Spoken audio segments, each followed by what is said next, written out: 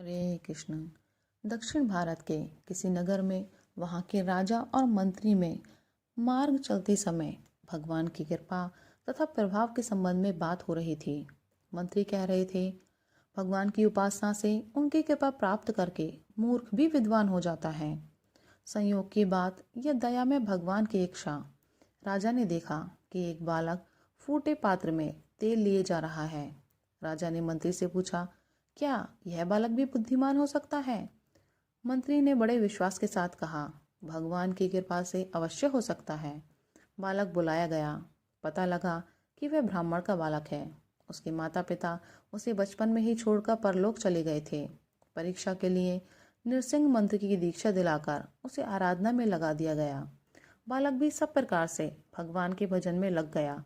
उस अनाथ बालक की भक्ति देखकर नृसिंह रूप में दर्शन देकर भगवान ने बालक को वरदान दिया, तुम्हें वेद वेदांग दर्शन शास्त्र आदि का संपूर्ण ज्ञान होगा और मेरी भक्ति तुम्हारे हृदय में निवास करेगी। बालक और कोई नहीं, श्रीधर स्वामी ही थे। अब इस बालक की विद्वत्ता का क्या पूछना। भगवान की दी हुई विद्या की लोक में भला कोई बराबरी कर सकता है? बड़े बड़े विद्वान इनका सम्मान करने लगे। राजा इन्हें आदर देने लगे। धन का अभाव नहीं रहा। विवाह हुआ और पत्नी आई, परंतु गृहस्थ होकर भी इनका चित्त घर में लगता नहीं था। सब कुछ छोड़कर केवल प्रभु का ही भजन किया जाए, इसके लिए इनके प्राण तड़पते रहते थे। इनकी स्त्री गर्भवती हुई। प्रथम संतान को जन्म देकर वह परलोक चली गई। स्त्री की मृत्यु से इन्हें दुख नहीं हुआ। इन्होंने इसे प्रभु की कृपा ही माना।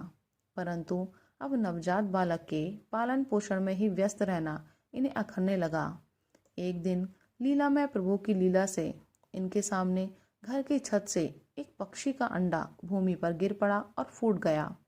अंडा पक चुका था। उससे लाल लाल बच्चा निकलकर अपना मुख हिलाने लगा। इनको ऐसा लगा कि इस बच्चे की भूख लगी है, यदि अभी कुछ ना मिला तो यह मर जाएगा। उसी समय एक छोटा कीड़ा उठकर फूटे अंडे के रस पर आ बैठा और उसमें चिपक गया। पक्षी के बच्चे ने उसे खा लिया।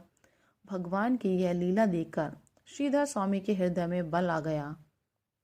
यह सोचकर कि सबका भरण पोषण भगवान स्वयं करते हैं, वे वहां से काशी चले आए। विश्वनाथपुरी में आकर ये भगवान के भजन में तल्लीन हो गए। श्री श्रीधर स्वामी जी श्री बिंदु माधव जी के बड़े ही भक्त थे। काशीवास करते समय एक विद्यार्थी आपकी सेवा में रहा करता था। संयोग से उसका भी नाम माधव ही था। एक बार की बात है, आप बीमार पड़ गए। उस समय माधव आपकी सेवा में था। उसी बीच माधव के पिताजी भी बीमार पड़ गए। पर दुख कातर श्री स्वामी जी ने स्वयं अस्वस्थ रहते हुए भी माधव को उसके पिता की सेवा में आग्रहपूर्वक भेज दिया। माधव गुरु की आज्ञा मानकर चला आया। इधर स्वामी जी ज्वर की अधिकता से अचेत अवस्था में हो गए और माधव माधव कहकर उसे बुलाने लगे। भक्त वत्सल भगवान ने अपने भक्त की पुकार सुनकर विद्यार्थी माधव का रूप बनाया और आ गए सेवा करने। अब विद्यार्थी बने भगवान बिंदु माधव श्रीधर स्वामी जी की समस्त परिचर्या करते। इस प्रकार कई दिन बीत गए। श्री स्वामी जी स्वस्थ हो गए। उधर विद्यार्थी माधव के पिता भी स्वस्थ हो गए। अतः वह गुरु जी के पास वापस लौट आया। उसे आया देख भगवान अंतर्धान हो गए।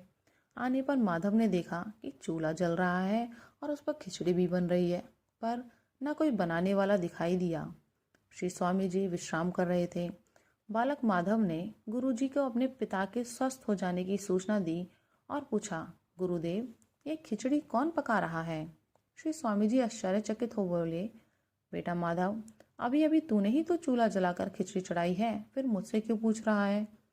माधव ने कहा, गुरुजी, मैं तो आपकी आज्ञा से ही अपने अस्वस्थ पिता की सेवा में गांव गया था, फिर मैंने कैसे आपकी सेवा की?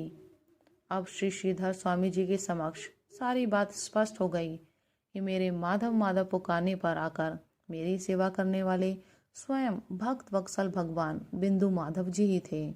कुछ काल तक काशीवास करने के बाद आप श्रीधाम वृंदावन चले आए। गीता, भागवत, विष्णु पुराण पर श्रीधर स्वामी की टीकाएं मिलती हैं। इनकी टीकाओं में भक्ति तथा प्रेम का अखंड प्रवाह है। एकमात्र श्रीधर स्वामी जी ही ऐसे हैं कि जिनकी टीका का सभी संप्रदाय के लोग आदर करते हैं। कुछ लोगों ने इनकी भागवत की टीका पर आपत्ति की। उस समय इन्होंने वेणी माधव जी के मंदिर में भगवान के पास ग्रंथ रख दिया। कहते हैं कि स्वयं भगवान ने अनेक साधु महात्माओं के सम्मुख वह ग्रंथ उठाकर हृदय से लगा लिया। भगवान के ऐसे लाडले भक्त ही पृथ्वी को पवित्र करते हैं। राधे राधे।